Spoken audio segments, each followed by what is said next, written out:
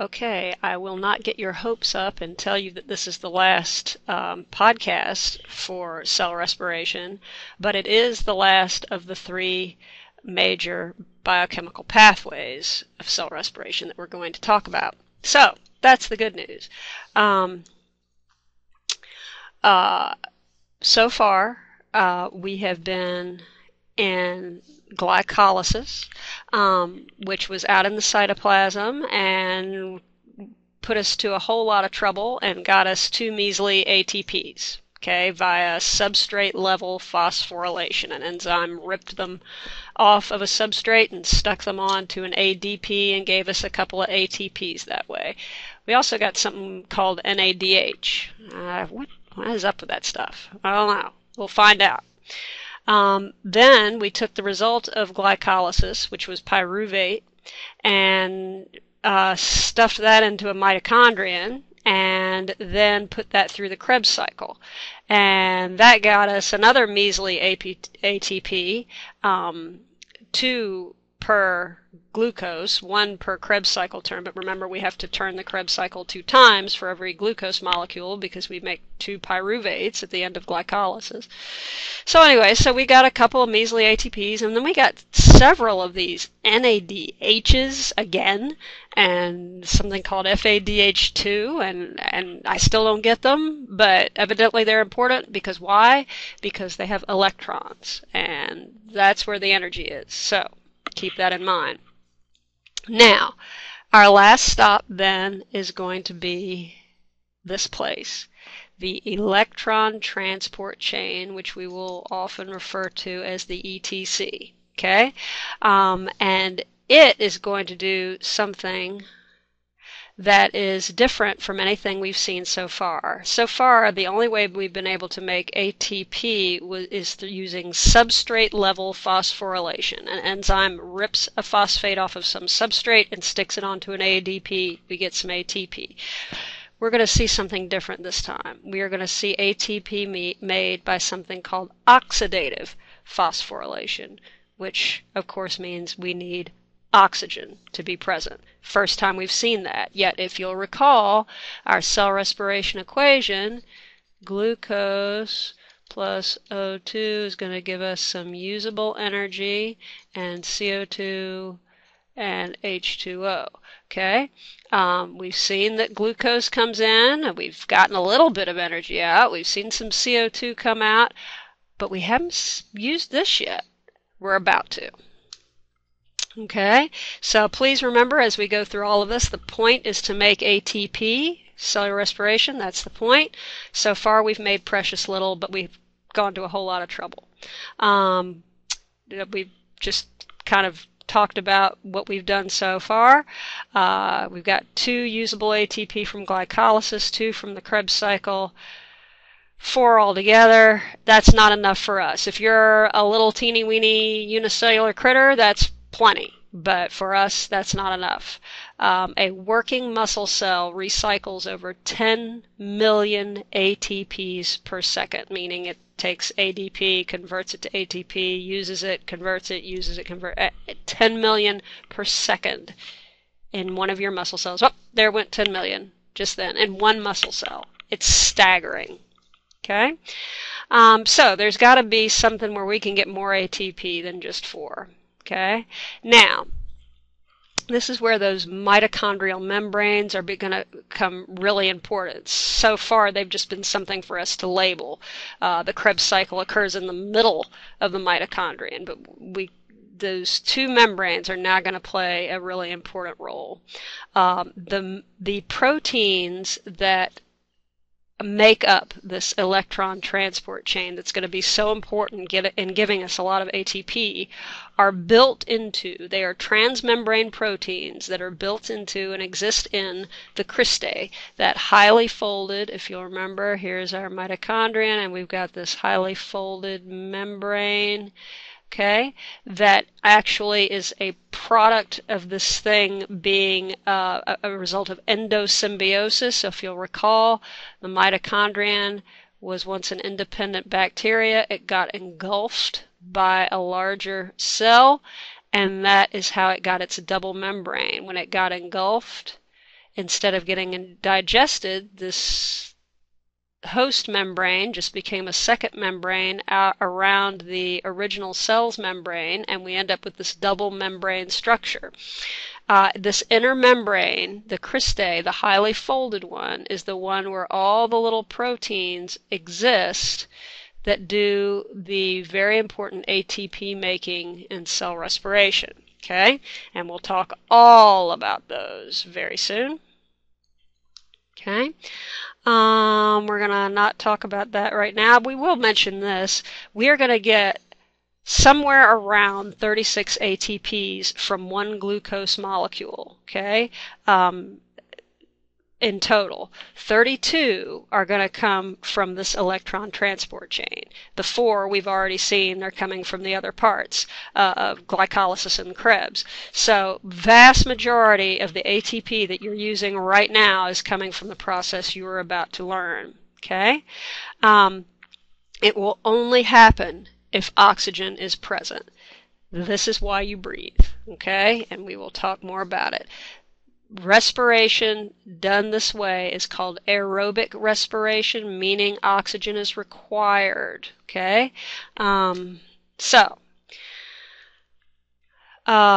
Again, double membrane, don't forget the inner membrane is where the action is going to be. Now, this is important. This space, if you see, here's the highly folded inner membrane. Here's the outer membrane that, you know, would have come originally from some ancestral host cell. There is a space between these two membranes. Okay, this space that's all through here is really important in how the little proteins embedded in this membrane, they're embedded all along here. It's really important in how they function. Okay, ready. All right, form does fit function.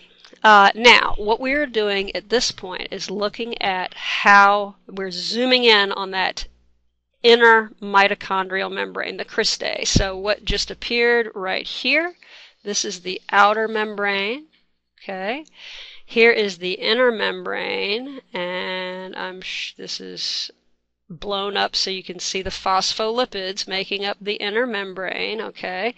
So this is the cristae right here, and from here to here is the inner membrane space, okay? It's very important, okay?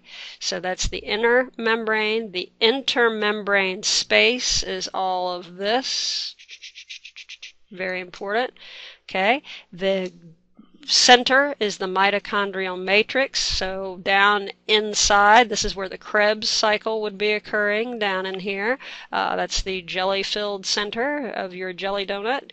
Now, each of these protein blobs here has a name. You do not need to memorize it, please do not, but they each have a name. There's NADH dehydrogenase, cytochrome. Now, I would ask you perhaps to remember just this word. If you ever see the word cytochrome, it's going to be referring to these proteins in the inner membrane, okay, of the mitochondrion. So cytochrome BC, cytochrome C, these are very ancient proteins. Many organisms share many genes for these proteins, and it goes very far back. So these little blobs in between the big proteins, these are little shuttles that will move back and forth. If you think about how the G protein worked in the signal transduction pathway, it kind of moved back and forth between the receptor and the protein that was making the camp. Well, this is a shuttle kind of like that. It's going to move back and forth, and so is this one here. Okay, and I'll try to show you an animation where you can see that. All right, now if you will remember, okay, this is showing you a highly reduced form of diagram of glycolysis, and if you'll remember, in glycolysis we got some of these NADHs, and it's like, what the heck are they for?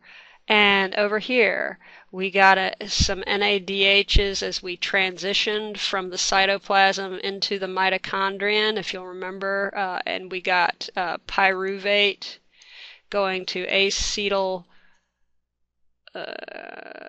acetyl-CoA, and that gave us some NADH as we did that. Acetyl-CoA entered the Krebs cycle, and oh my goodness, we got 3 NADHs. Well, we don't care about that one right now. And an FADH, and so we've got all these things that are carrying electrons, but we have no idea what they're doing, why they're there. Okay? We just know we've gotten a fair number of them by now. Okay? Quite a few. So it is time to find out where these little dudes are going in their little taxi cabs. Where are these electrons going? They are going to this electron transport chain. And what is going to be happening with them is as NADH taxi cabs drive up, okay, they are going to drop off their passengers here. Now, why would any compound lose electrons to another one? Well, because the other one must be more electronegative than the first. So, what you need to remember is NADH or NAD plus must have been somewhat electronegative because it was able to take electrons from a compound back in glycolysis. But as it drives up here and stops, this compound must be more electronegative than NADH because the electrons are going to leave NADH and go to this compound. And hydrogens are also going to leave NADH, and we're going to recycle it back and get our NAD plus back so it can go and grab some more electrons. But what you need to understand is everything we're about to talk about is based on this idea of electronegativity. All right, and one thing being more electronegative than another. And that's how electrons get passed. This is essentially a series of oxidation reduction reactions here. Okay, so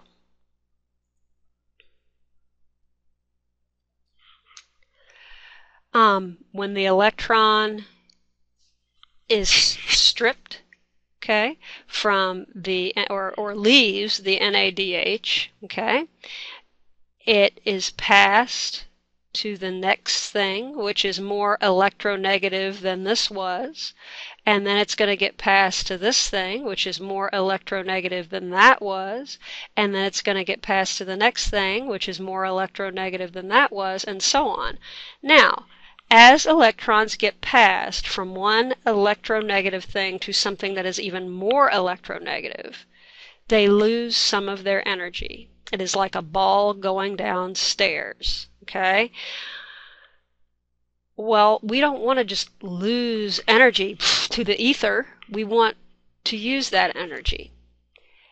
As this electron passes from here to there, the energy of that electron is used to do something. It is used to take hydrogen ions, look, there is one, to take hydrogen ions that exist in the matrix, remember this is the matrix, and force them up into this intermembrane space. Okay? If we pump protons up here, we are going to have a high concentration of hydrogen ions up here, and relatively speaking, a low concentration of hydrogen ions down here. We are trying to force even more hydrogen ions up. That requires energy, and that's what's going to be, we are going to get that energy from these electrons as they are passed from one electronegative thing to an ever-increasing electronegative thing. So the most electronegative protein in this chain is this one at the end. Now,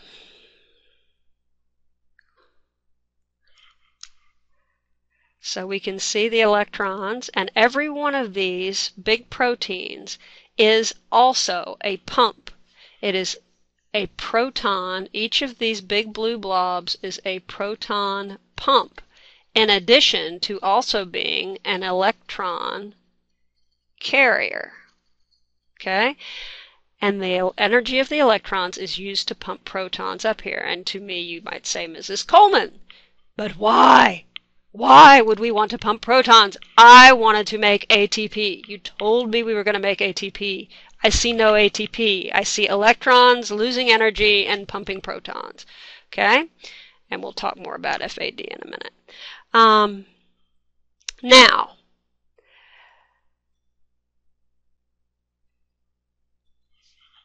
let me finish out our electron transport chain so we can figure out where oxygen comes in here. Well, no, let me wait on oxygen. Let me skip ahead. Okay, here we go. As these proton pumps get fueled with energy from these electrons, and they pump hydrogen ions up into this space, and so there is a high concentration of hydrogen up here and low down here. Well, naturally, if they could, these hydrogen ions would like to fall back through this membrane to where it's low. They want to follow their concentration gradient, but they can't. They can't get through the membrane, except through one very special door. And there is another transmembrane protein. We'll put it like right there, but here is the picture of it right here. And it has got a name, and it is called ATP synthase. ACE tells you it is an enzyme, and its name is telling you what it does. It synthesizes ATP. Hydrogen ions can fall through this channel, and as they do so, they actually act to spin a little turbine type thing, which forces ADPs and inorganic phosphates to come together and make ATP. So let's get this straight. Electrons use their energy to pump protons, which then fall through ATP synthase and use it to make and allow that enzyme to make ATP. They are the energy that spins the enzyme that makes ATP. Okay? That's really important. We'll talk about it in class, but this is your first introduction to that idea. Okay? So, what is it that pulls the electrons down the electron transport chain? Ultimately, we said, here's NADH, it drops off the electron. The electron is going from one electronegative compound to the next, to the next, to the next, to the most electronegative thing we know of, which ultimately is oxygen. This is why you breathe. At the end of the last electron carrier, the last proton pump, oxygen is waiting. Here it is. Here's our oxygen.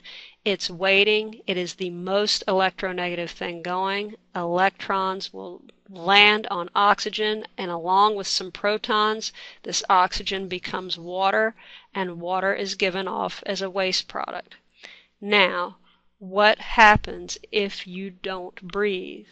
If there's no oxygen, then the electrons go, they go from here to here to here to here to here to here to here, boom, and they get to here, and there's no oxygen. There's nothing to pick them up.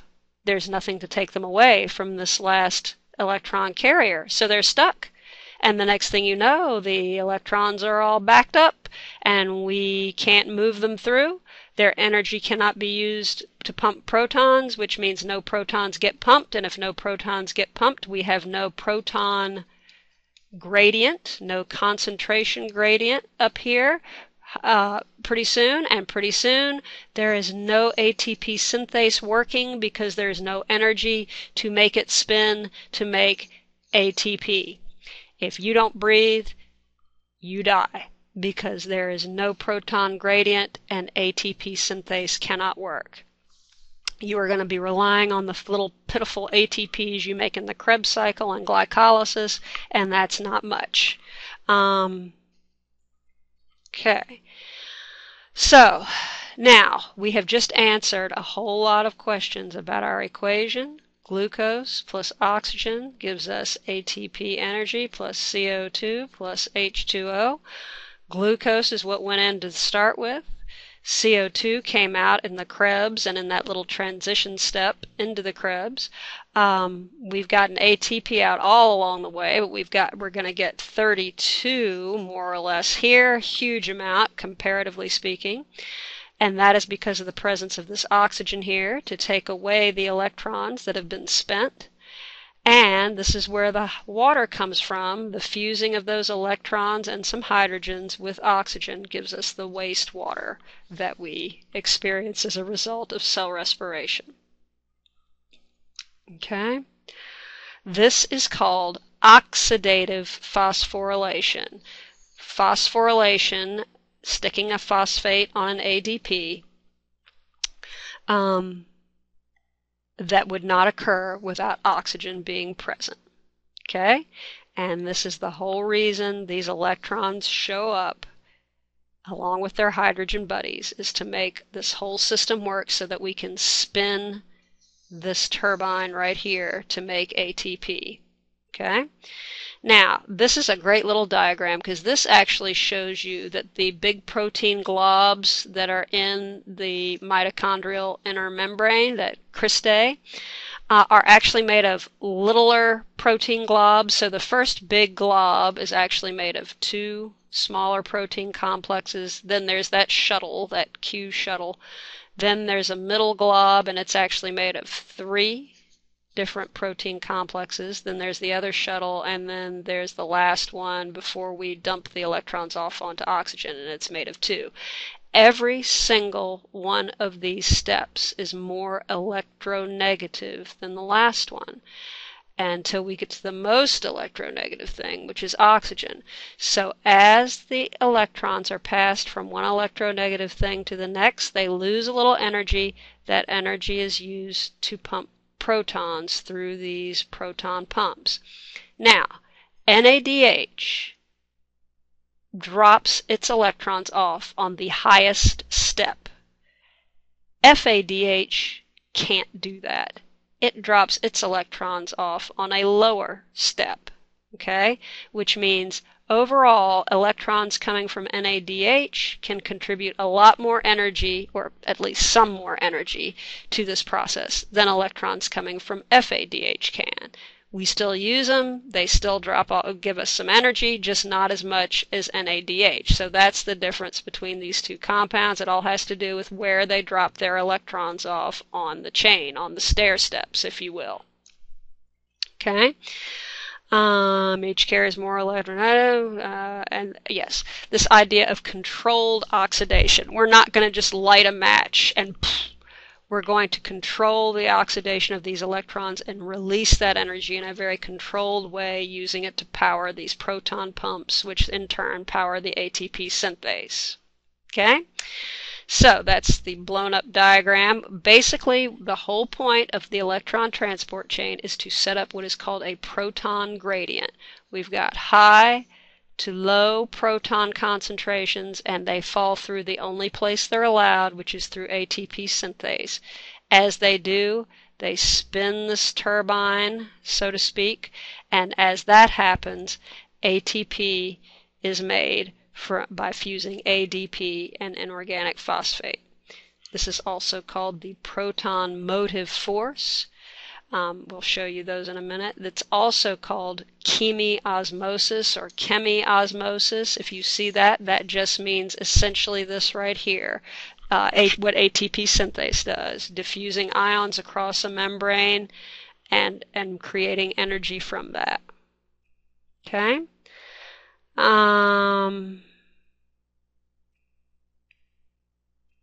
This is the guy who figured this out. Can't imagine how he did it, but holy cow, what a brain. Okay, so this is a nice summary.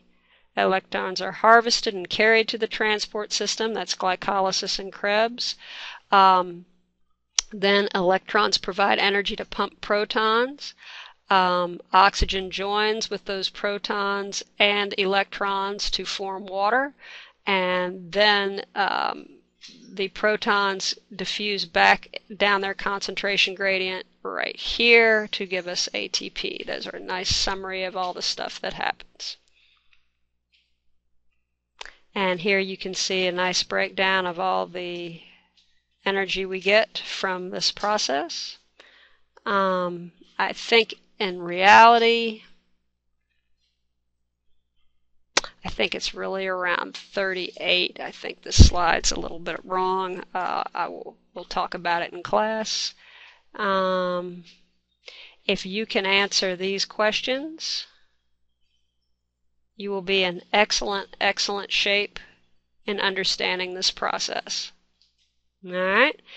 And we'll talk about them in class. All right?